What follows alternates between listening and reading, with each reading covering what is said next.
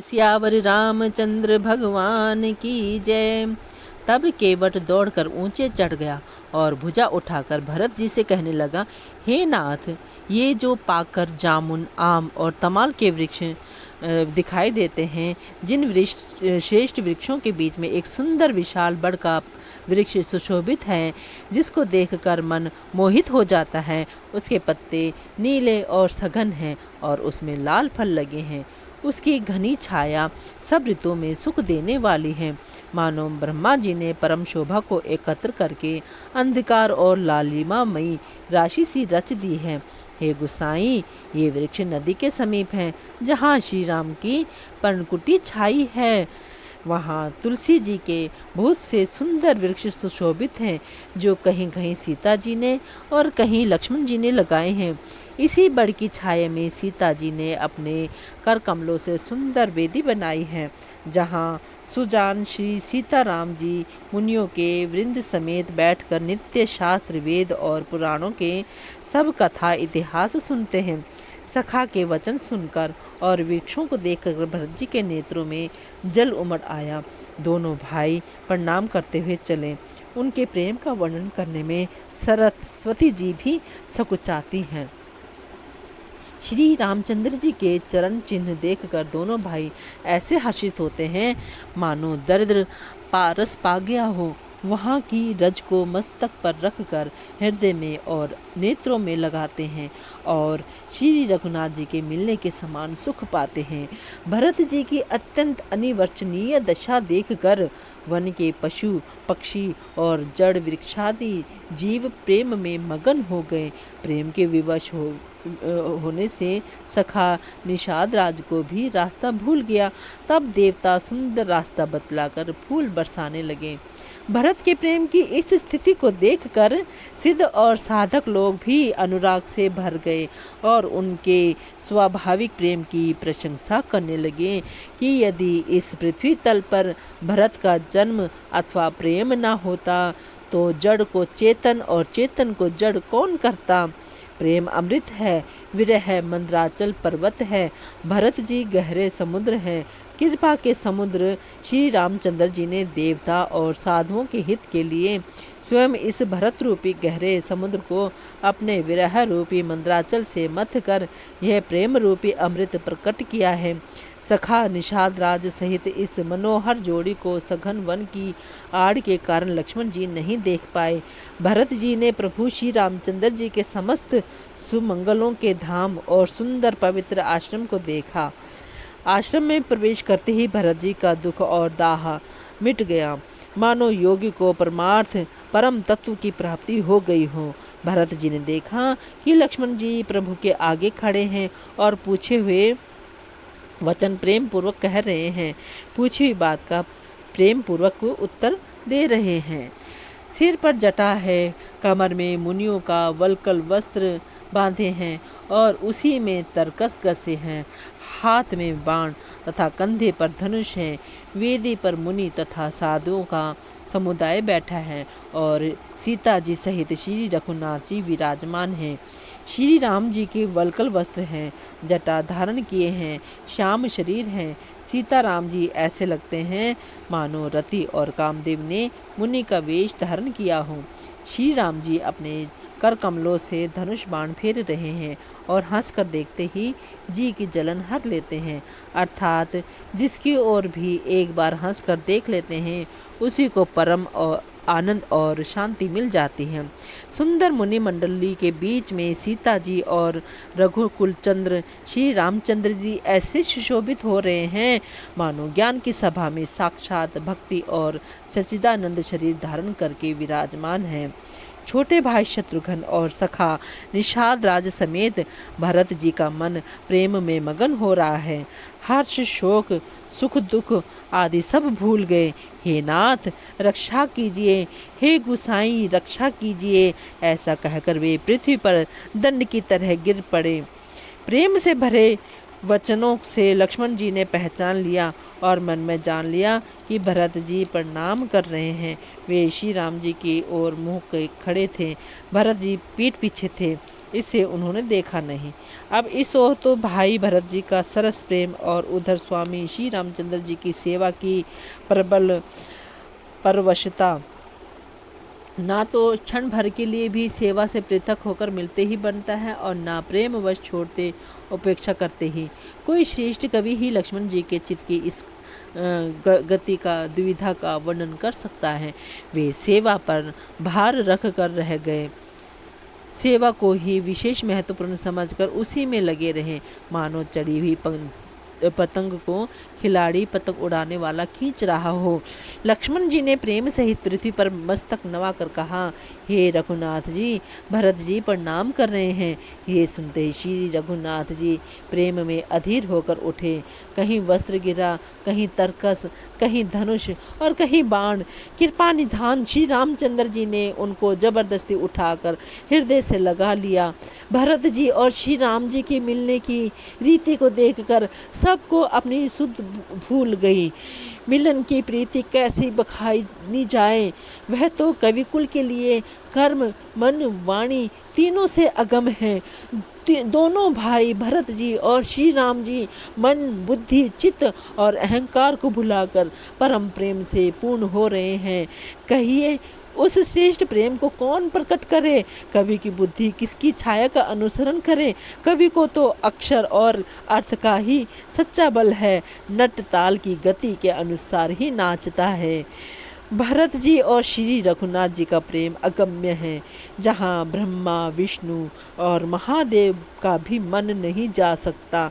उस प्रेम को मैं कुबुद्धि किस प्रकार कहूँ? भला गांडर की तांत से भी कहीं सुंदर राग बज सकता है। तालाबों और झीलों में एक तरह की घास होती है, उसे गांडर कहते हैं।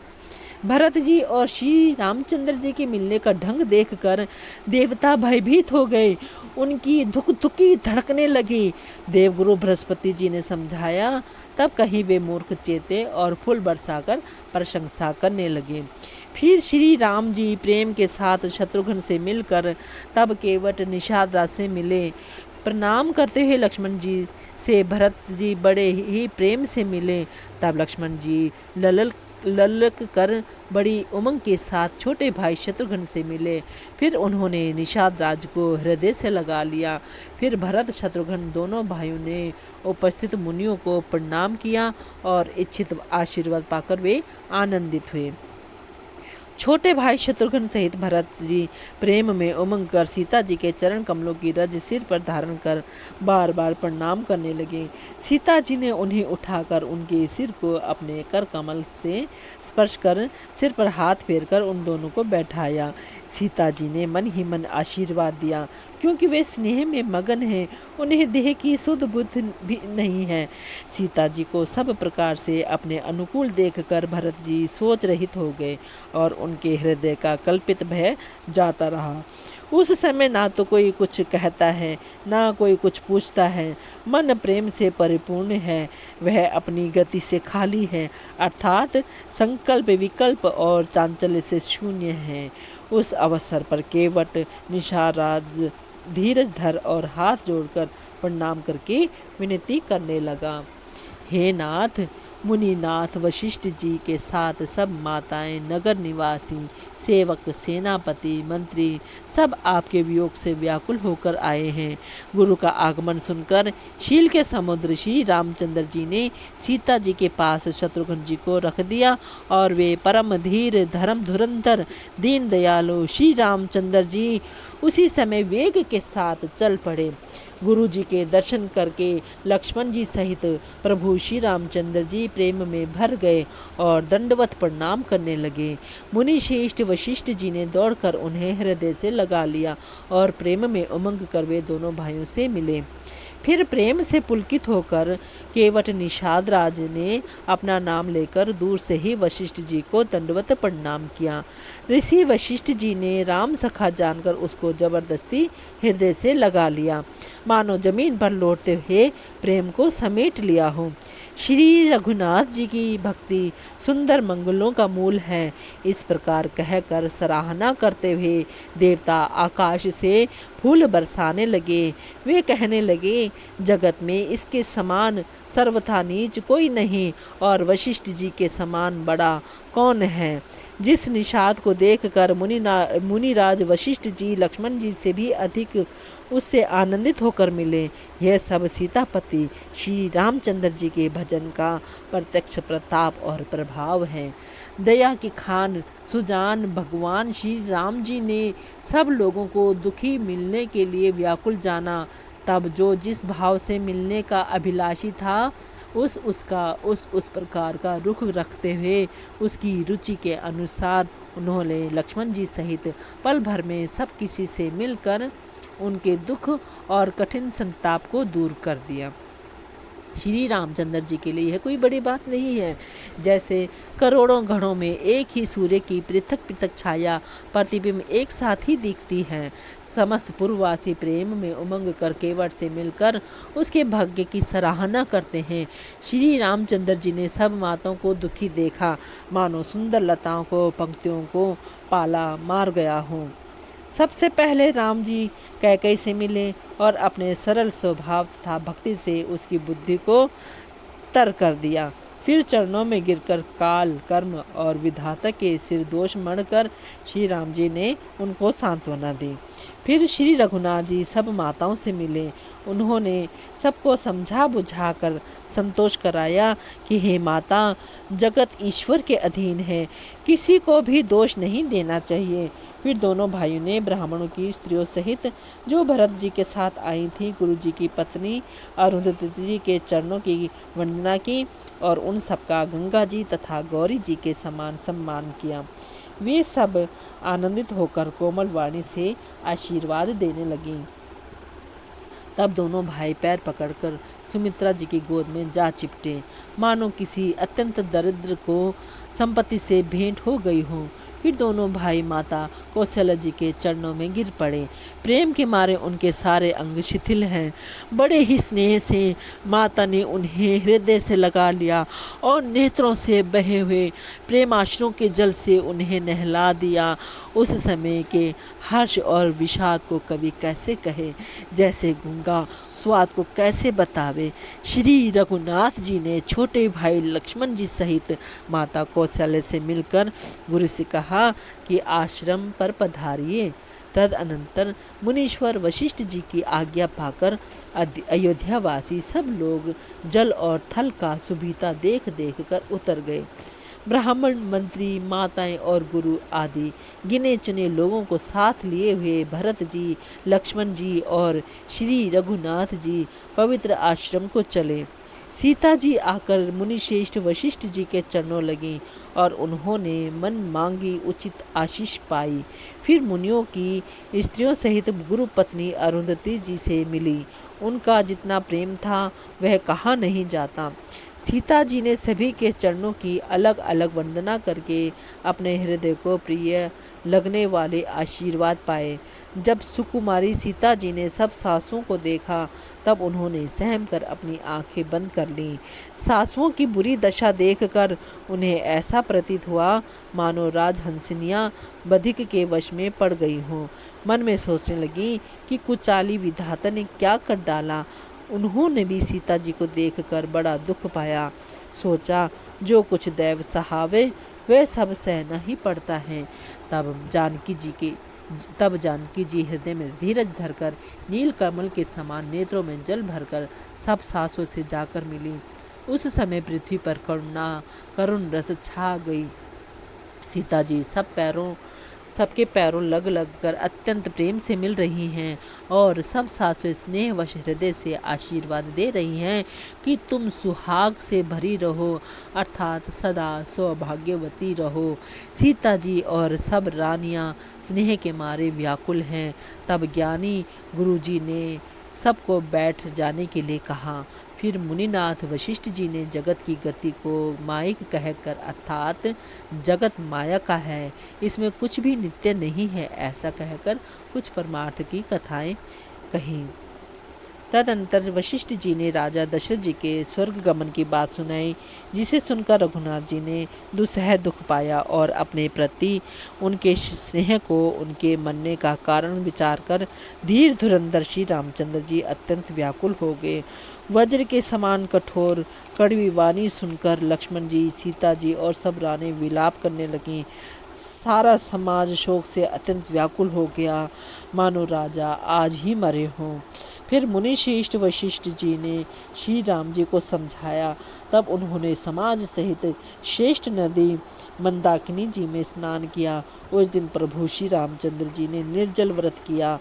मुनि वशिष्ठ जी के कहने पर भी किसी ने जल ग्रहण नहीं किया। दूसरे दिन सवेरा होने पर मुनि वशिष्ठ जी ने श्री रघुनाथ जी को जो जो आज्ञा दी वह सब कार्य प्रभु श्री रामचंद्र जी ने श्रद्धा भक्ति सहित आदर के साथ किया। वेदों में जैसा कहा गया है उसी के अनुसार पिता की क्रिया करके पाप रूपी अंधकार के नष्ट करने वाले सूर्य रूप श्री रामचंद्र जी शुद्ध हुए, जिनका नाम पाप रूपी रुई के तुरंत जला डालने के लिए अग्नि है और जिनका स्मरण मात्र समस्त शुभ मंगलों का मूल है। वे नित्य शुद्ध बुद्ध भगवान श्री राम जी शुद्ध हुए। साधुओं की ऐसी सम्मति है कि उनका शुद्ध होना वैसा ही है जैसे तीर्थों के आवाहन से गंगा जी शुद्ध होती हैं। गंगा जी तो स्वभाव से ही शुद्ध हैं। उनमें जिन तीर्थों का आवाहन किया जाता है उल्टे वे ही गंगा जी के संपर्क में आने से शुद्ध हो जाते हैं। इसी प्रकार सच्चिदानंद रूप श्री राम तो नित्य शुद्ध हैं। उनके संसर्ग से कर्म ही शुद्ध हो गए। जब शुद्ध हुए 2 दिन बीत गए तब श्री रामचंद्र जी प्रीति के साथ गुरु जी से मिले। हे नाथ, सब लोग यहाँ अत्यंत दुखी हो रहे हैं। कंद मूल फल और जल का ही आहार करते हैं। भाई शत्रुघ्न सहित भरत को, मंत्रियों को और सब माताओं को देखकर मुझे एक एक पल युग के समान बीत रहा है। अतः सबके लिए आप अयोध्यापुरी को पधारिए, लौट जाइए। आप यहाँ हैं और राजा अमरावती में हैं। अयोध्या सुनी है। मैंने बहुत कह डाला, यह सब बड़ी ढिठाई की है। हे गोसाई, जैसा उचित हो वैसा ही कीजिए। वशिष्ठ जी ने कहा, हे राम, तुम धर्म के सेतु और दया के धाम हो। तुम भला ऐसा क्यों ना कहो। लोग दुखी हैं। 2 दिन तुम्हारा दर्शन कर शांति लाभ कर ले। श्री राम जी के वचन सुनकर सारा समाज भयभीत हो गया, मानो बीच समुद्र में जहाज डगमगा गया हो। परंतु जब उन्होंने गुरु वशिष्ठ जी की श्रेष्ठ कल्याण मूलक वाणी सुनी तो उस जहाज के लिए मानो हवा अनुकूल हो गई। सब लोग पवित्र पयस्विनी नदी में अथवा पयस्विनी नदी के पवित्र जल में तीनों समय सवेरे, दोपहर और सायंकाल स्नान करते हैं, जिसके दर्शन से ही पापों के समूह नष्ट हो जाते हैं और मंगल मूर्ति श्री रामचंद्र जी को दंडवत प्रणाम कर करके उन्हें नेत्र भर भर कर देखते हैं। सब श्री रामचंद्र जी के पर्वत का मदगिरी और वन को देखने जाते हैं, जहाँ सभी सुख है और सभी दुखों का अभाव है। झरने अमृत के समान जल झरते हैं और 3 प्रकार की शीतल मंद सुगंध हवा तीनों प्रकार के आध्यात्मिक, आदि भौतिक, आदि दैविक तापों को हर लेती हैं। असंख्य जाति के वृक्ष, लताएं और तृण हैं तथा बहुत तरह के फल फूल और पत्ते हैं।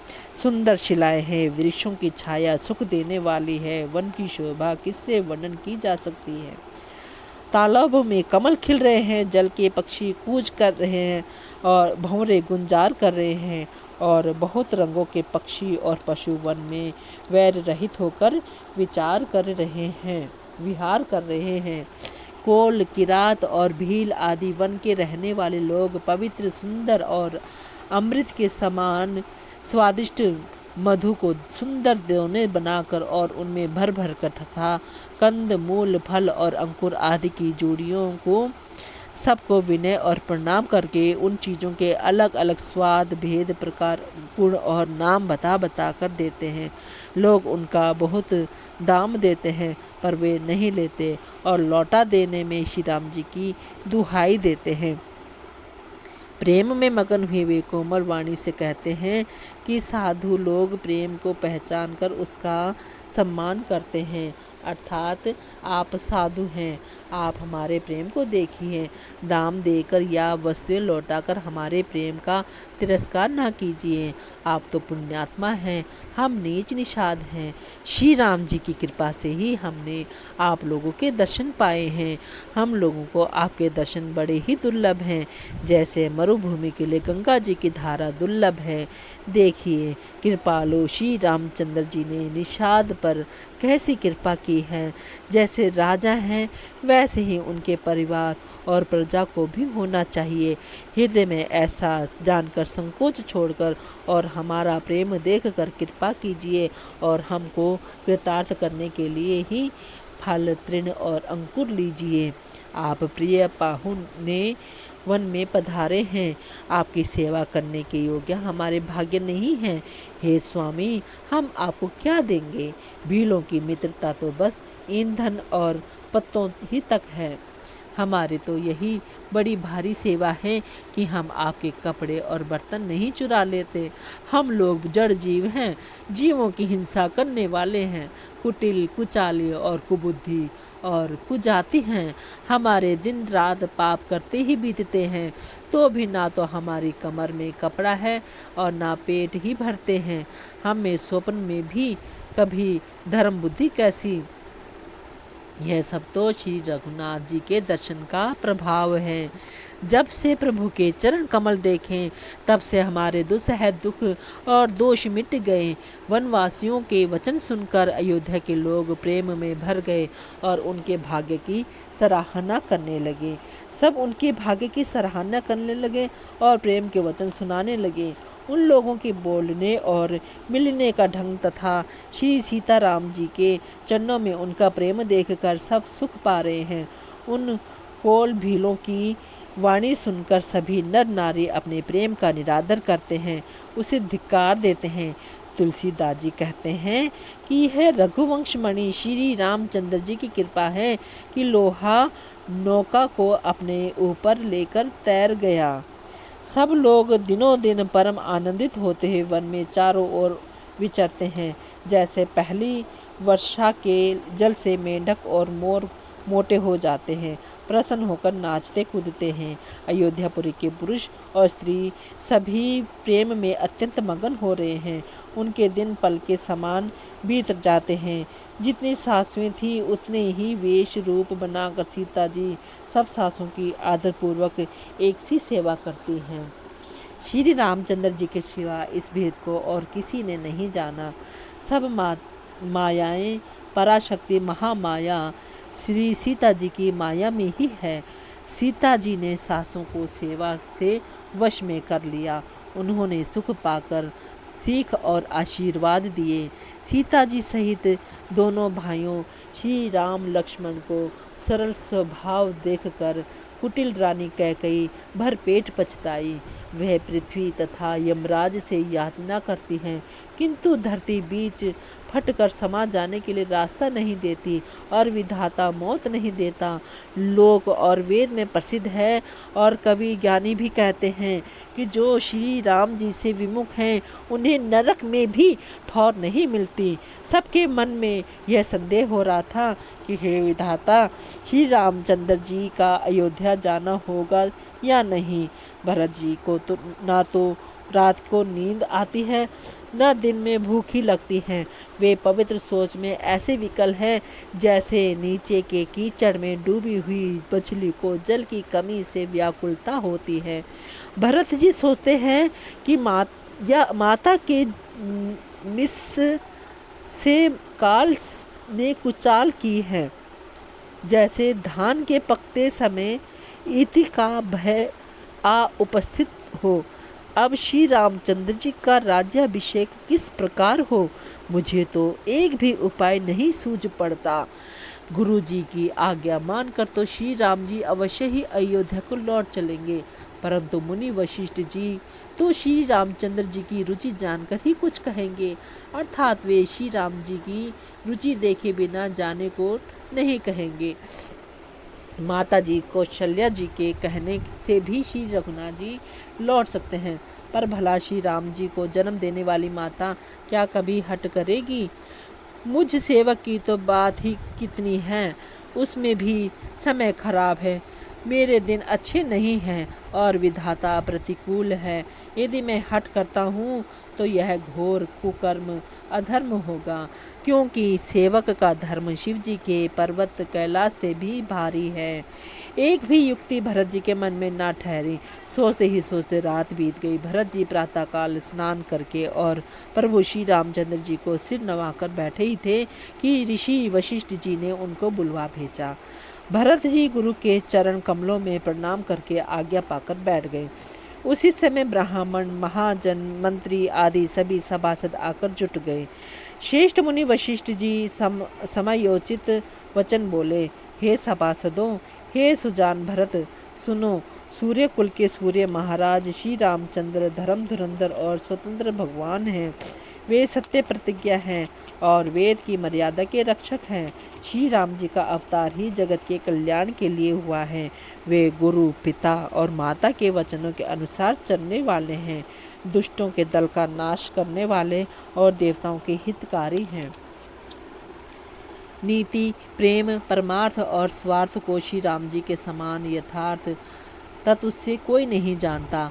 ब्रह्मा, विष्णु, महादेव, चंद्र, सूर्य, दिक्पाल, माया, जीव, सभी कर्म और काल, शेष जी और पृथ्वी एवं पाताल के अन्यान्य राज्य, राजा आदि जहाँ तक प्रभुता है और योग की सिद्धियाँ जो वेद और शास्त्रों में गाई गई हैं, हृदय में अच्छी तरह विचार कर देखो तो यह स्पष्ट दिखाई देगा कि श्री राम जी की आज्ञा इन सभी के सिर पर है, अर्थात श्री राम जी ही सबके एकमात्र महान महेश्वर हैं। अतएव श्री राम जी की आज्ञा और रुख रखने में ही हम सबका हित होगा। इस तत्व और रहस्य को समझकर अब तुम सयाने लोग जो सबको सम्मत हो वही मिलकर करो। श्री राम जी का राज्याभिषेक सबके लिए सुखदायक है। मंगल और आनंद का मूल यही एक मार्ग है। अब श्री रघुनाथ जी अयोध्या किस प्रकार चले, विचार कर कहो, वही उपाय किया जाए।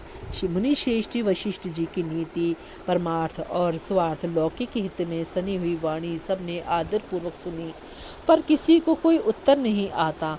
सब लोग भोले विचार शक्ति से रहित हो गए। तब भरत ने सिर नवाकर हाथ जोड़े और कहा, सूर्यवंश में एक से एक अधिक बड़े बहुत से राजा हो गए हैं। सभी के जन्म के कारण माता पिता होते हैं और शुभ अशुभ कर्मों का फल विधाता देते हैं। आपकी आशीष ही एक ऐसी है जो दुखों का दमन करके समस्त कल्याण को सज देती है। यह जगत जानता है। हे स्वामी, आप वही हैं जिन्होंने विधाता की गति को भी रोक दिया। आपने जो टेक दी, जो निश्चय कर दिया, उसे कौन टाल सकता है। अब आप मुझसे उपाय पूछते हैं, यह सब मेरा अभाग्य है।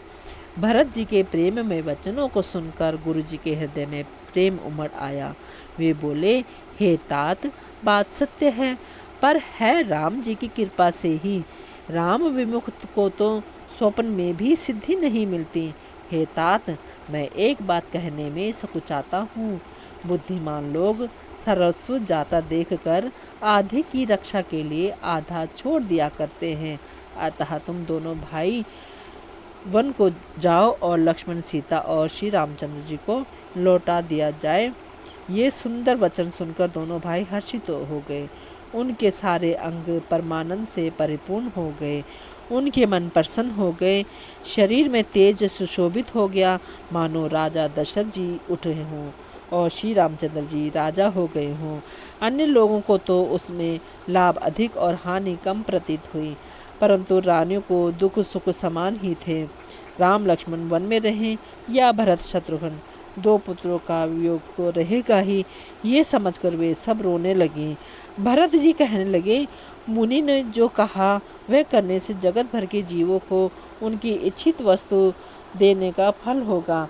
14 वर्ष की कोई अवधि नहीं, मैं जन्म भर वन में वास करूँगा। मेरे लिए इससे बढ़कर और कोई सुख नहीं है। श्री रामचंद्र जी और सीता जी हृदय को जानने वाले हैं और आप सर्वज्ञ तथा सुजान हैं। यदि आप यह सत्य कह रहे हैं तो हे नाथ, अपने वचनों को प्रणाम कीजिए, उनके अनुसार व्यवस्था कीजिए। भरत जी के वचन सुनकर और उनका प्रेम देखकर सारी सभा सहित मुनि वशिष्ठ जी विदेह हो गए।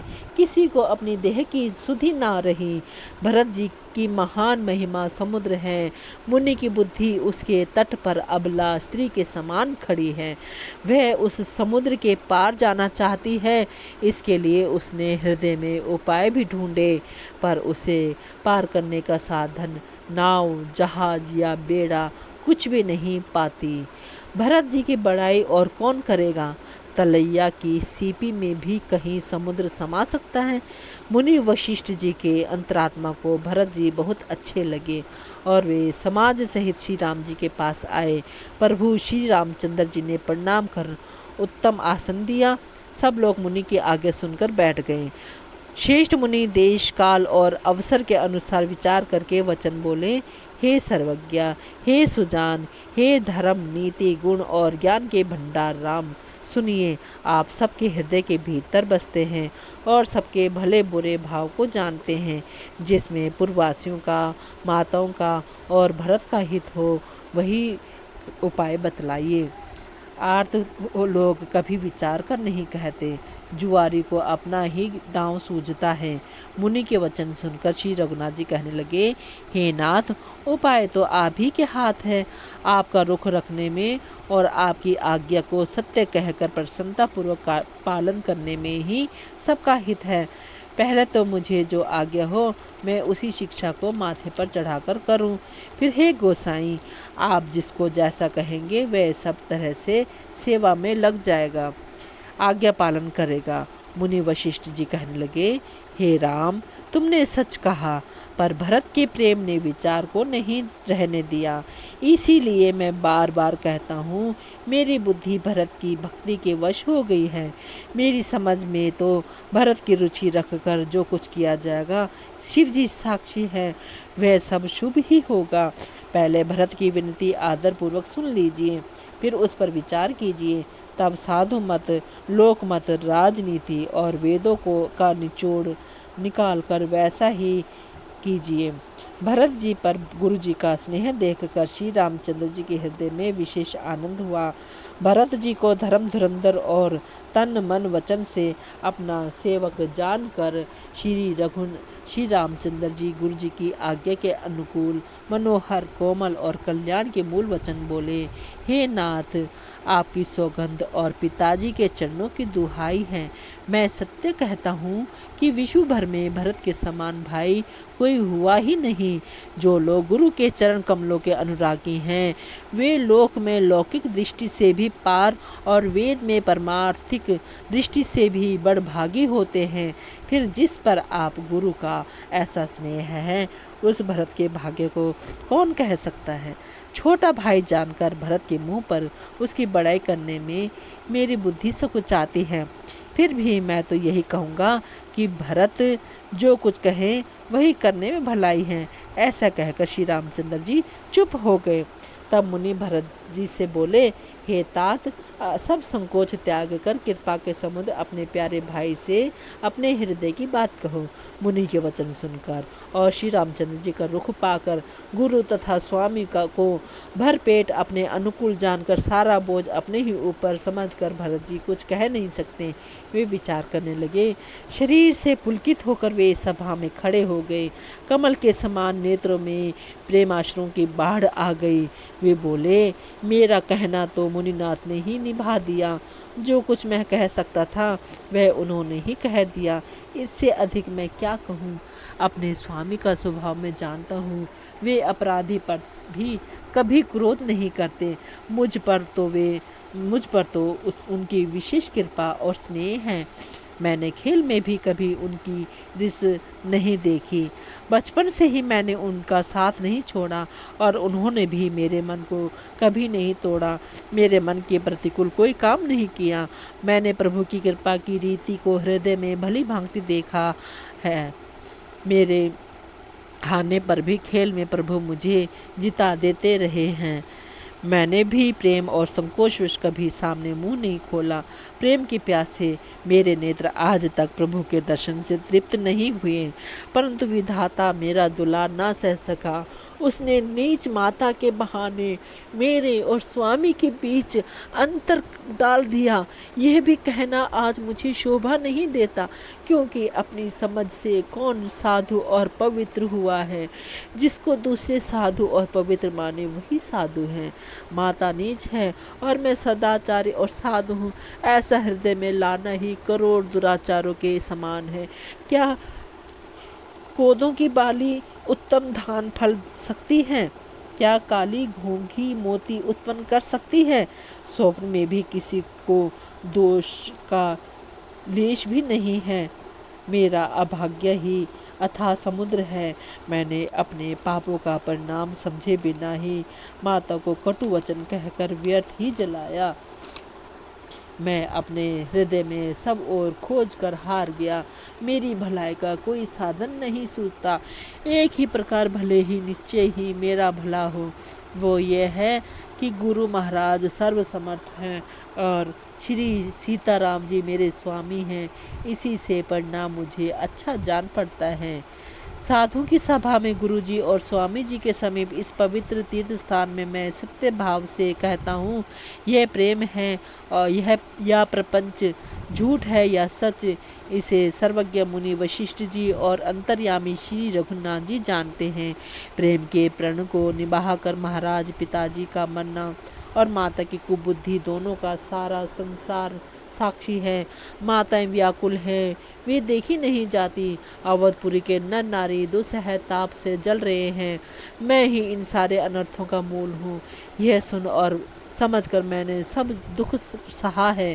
श्री रघुनाथ जी लक्ष्मण और सीता जी के साथ मुनियों का सा वेश धारण कर बिना जूते पहने पांव प्यादे ही वन को चले गए। यह सुनकर शंकर जी साक्षी हैं। इस घाव से भी मैं जीता रह गया। यह सुनते ही मेरे प्राण नहीं निकल गए। फिर निषाद राज का प्रेम देखकर भी इस वजह से भी कठोर हृदय में छेद नहीं हुआ, ये फटा नहीं। अब यहाँ आकर सब आंखों देख लिया। सब जड़ जीव, यह जड़ जीव जीता रहकर सभी कहा सहावेगा, जिनको देखकर रास्ते की सांपिनी और बीछी भी अपने भयानक विष और तीव्र क्रोध को त्याग देती हैं। वे ही श्री रघुनंदन लक्ष्मण और सीता, जिसको शत्रु जान पड़े, उस कैकेयी के पुत्र मुझको छोड़कर देवदुसह दुख और किसे सहावेगा। अत्यंत व्याकुल तथा दुख प्रेम विनय और नीति में सनी हुई भरत जी की श्रेष्ठ वाणी सुनकर सब लोग शोक में मगन हो गए। सारी सभा में विषाद छा गया, मानो कमल के वन पर पाला पड़ गया हो। तब ज्ञानी मुनि वशिष्ठ जी ने अनेक प्रकार की पुरानी कथाएं कहकर भरत जी का समाधान किया। फिर सूर्य कुल रूपी कुमुद वन के प्रफुल्लित करने वाले चंद्रमा श्री रघुनंदन उचित वचन बोले, हे तात, तुम अपने हृदय में व्यर्थ ही गलानी करते हो। जीव की गति को ईश्वर के अधीन जानो। मेरे मत में भूत भविष्य वर्तमान तीनों कालों और स्वर्ग पृथ्वी और पाताल तीनों लोगों के सब पुण्यात्मा पुरुष तुमसे नीचे हैं। हृदय में भी तुम पर कुटिलता का आरोप करने से यह लोक यहाँ के सुख यश आदि बिगड़ जाता है और परलोक भी नष्ट हो जाता है। मरने के बाद भी अच्छी गति नहीं मिलती। माता कैकेयी को तो वे ही मूर्ख दोष देते हैं जिन्होंने गुरु और साधु की सभा का सेवन नहीं किया है। हे भरत, तुम्हारा नाम स्मरण करते ही सब पाप प्रपंच अज्ञान और समस्त अमंगलों के समूह मिट जाएंगे तथा इस लोक में सुंदर यश परलोक में सुख प्राप्त होगा। हे भरत, मैं स्वभाव से ही सत्य कहता हूँ। शिव जी साक्षी हैं। ये पृथ्वी तुम्हारी ही रह रही है। हे तात, तुम व्यर्थ कुतर्क ना करो। वैर और प्रेम छिपाए नहीं छिपते।